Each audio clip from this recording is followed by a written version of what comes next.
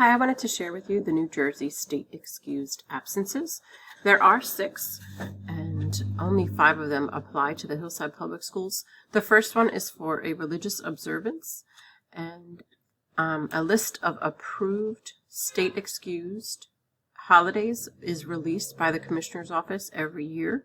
So it would have to show up on that list in order to be an excused religious absence. The second one is participant in the observation of Veterans Day. The third is participation in District Board of Election membership activities. For example, if a student happens to be a student representative on the school board and they have an absence related to work in that area, that would be a state excused absence. The fourth state excused absence is Take Our Children to Work Day. And the fifth are college visits, up to 3 days per year for students in grades 11 and 12. The sixth one does not apply to Hillside Public Schools. It relates to busing for sending and receiving schools where transportation is not available for the student. We don't have any received students, so that was not applicable to us. Now, the Hillside Public Schools does have the leeway to internally excuse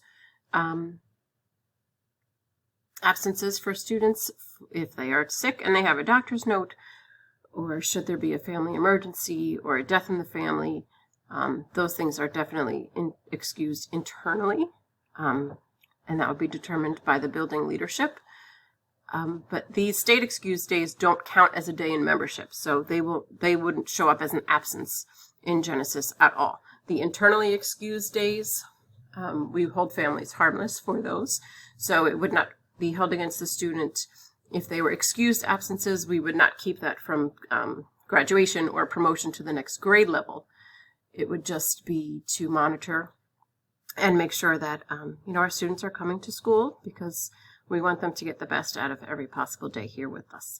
If you have any questions, please feel free to call my office. My direct extension is 9706. Thank you.